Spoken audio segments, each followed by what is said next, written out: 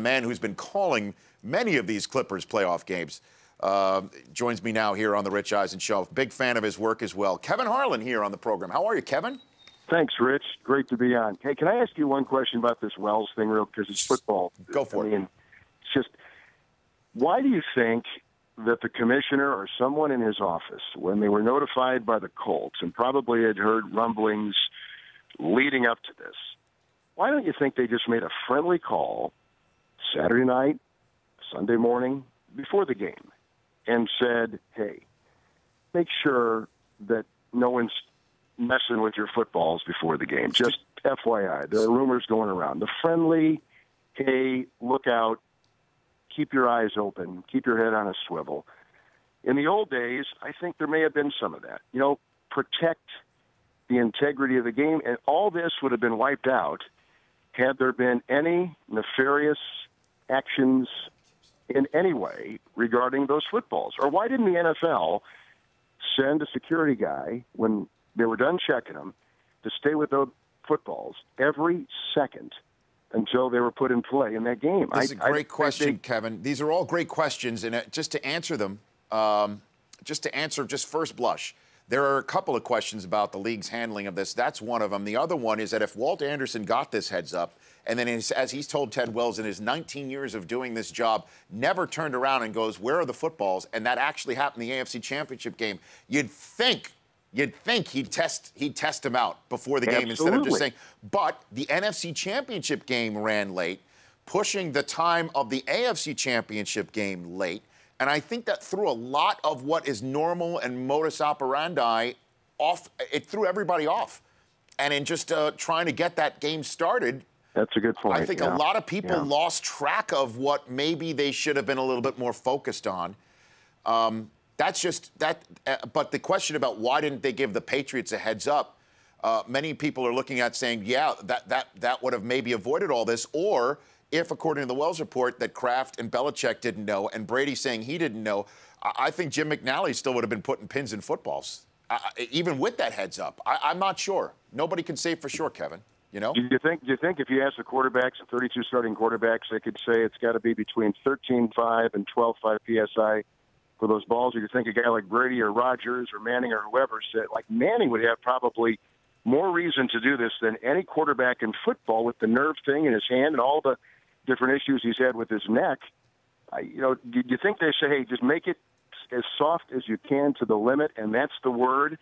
And the guy said, yeah, I tried to make it at 12.5, but I screwed up. I had 10 footballs to do in a minute and 40 seconds in the bathroom, and I just started shoving it in, taking it out, shoving it in. You know what I mean? The whole thing is, I wish they would have gone more into that. I hope Brady brings some clarity to it as well when he eventually makes what we appear, I think is going to be a statement here in the not-too-distant future. I know he spoke last night, but he has to address it, I think, in more detail, probably. Kevin Harlan of Turner Sports and also CBS joining me here on the Rich Eisen Show. Let's move to a sport where I assume there's no issues with the PSI in these basketballs.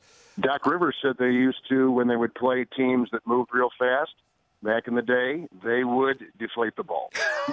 Don't tell me this. In fact, they've had two coaches who played in the game. They said they would absolutely do that. If they had a team that would run back and forth baseline to baseline, they would take a needle or they'd have someone do it and make the ball softer. Absolutely. Tell me this was a Boston team. Was it a New England team? Was it the Celtics? Kevin, tell me this. I don't know. That floor, was so dead up there. I don't know. I think it was already part of the infrastructure of the game itself because the floor had so many dead spots. You didn't have to worry about it. Oh, Kevin.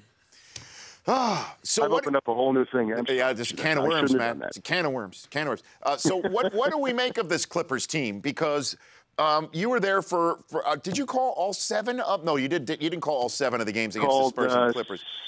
5 of the 7. Right. So would we call this Clippers team battle-tested because of that series, in your estimation, moving forward here? Absolutely. Rich, absolutely. They have all, to a man, said, we learn more about ourselves, more about our teammates, more about the structure of our team, more about the game of basketball the way it should be. Winning basketball. We learn more about winning basketball and the process it takes and the ebb and flow of a game and the emotional peaks and valleys than at any other time in any of our individual careers. Doc said, I became a better coach trying to move parts as the game went on going up against Popovich. He said they taught us things that you wouldn't normally get and sometimes can only be seen and emerge in a 7-game series. And, yes, they feel to a man they are better equipped mentally and physically, and the coaching staff feels the same to take on whatever now is thrown at them the rest of these playoffs and from this point on. So what is going to be thrown at them the rest of this playoffs, do you think?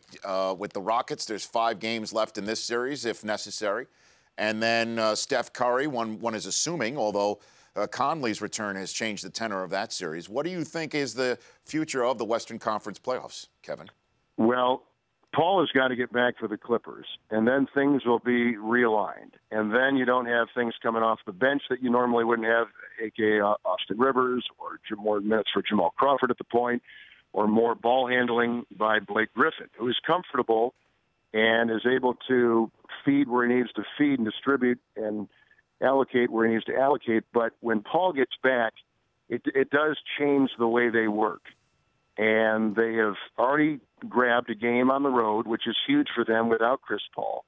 So when he comes back, things will be normal. And the Clippers, the way they'll finish off this series and finish off, if they should extend it, the rest of the playoffs, the Rockets have got to get James Harden's head screwed back on, because he is not playing with any fury, any might, any emotion. And he began to show bits and pieces of his game that he had put together so well in the 82 games of the regular season in the fourth quarter of that second game, but it took until then. And I don't know, and McHale told us before the game, Kevin McHale, their coach, so I don't know what's in his head. We know that Howard is playing well and is healthy, and that is huge.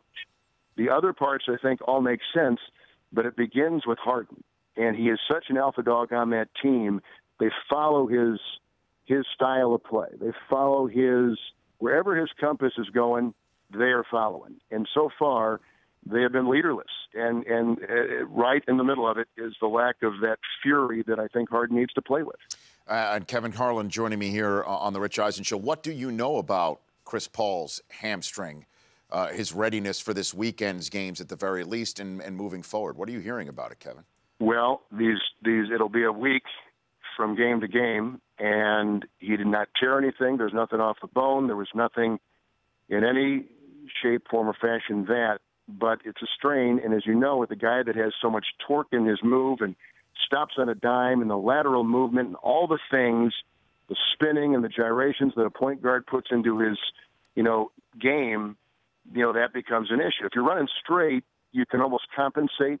But the way he moves and he goes sideline to sideline, I don't know, how effective he'll be. But maybe you trade in, an 85% Chris Paul with the guile and the know-how he has on the floor, his ability to get him into the right place on the floor, his command on the floor, all these things that have been so vital for this team's growth.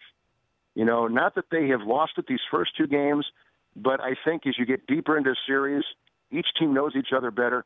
I think you need more of that. That becomes more prominent. It becomes such an integral part of how you succeed, and so they need them. And I don't think it's any time too soon then to get them back in this game 3. So I would assume they'll give them a shot, and not a medical shot. They'll give them a shot at playing. I like it. You need to make that distinction, certainly in the 21st century. Slip of the tongue. I don't think it was. Right. Lastly for you, Kevin, so obviously you've got that hamstring. You've got Conley has returned with his broken face. Kevin Love is out. You've got Beal with a gimpy ankle, and now John Wall with the old dreaded 5 non-displaced fractures in a hand. How about that? Yeah. Moving forward, with these 8 teams that remain, who do you think has the best shot here to move forward and lift the Larry O'Brien when it's all said and done? As long as Bogut is healthy with Golden State and everybody plays the game they have played, I don't think anyone can match up with the Warriors. I think they've got too much off the bench. They have too much confidence in the way they play. They're such a team. And just as a quick example, I know we got to run, but they took 2 All-Stars who had been career-long starters and put them on the bench at the beginning of the year. David Lee, who had been injured, and they put in Draymond Green, and when Lee came back healthy, they kept him on the bench, and Andre Iguodala. And I think that has been the thing that has sailed through this season for them, that if we get 2 All-Stars who are giving of what they've accomplished and putting themselves in a secondary role and being that unselfish, I think that set the tone for the entire season. It's carried on into the playoffs, and they are such a team, and they've hit every box. They've checked every box. Outside shooting, check. Inside play, check. Protection at the rim, check. On and on and on. And then the bench. And then you've got a coach who has unified the club. I can't see if they're playing the way they have played that they would lose and not capture the championship. Kevin, thanks for calling in. I hope we get a chance to keep talking down the line. Great job in the draft, by the way. I watched literally every second and loved your work and your crew's work. Excellent job. Thanks, Kevin. From everybody. Thanks, Rich. Take care. To you. Thank you. That's Kevin Harlan of Turner Sports here. The Rich Eisen Show, weekdays at noon Eastern. On Audience.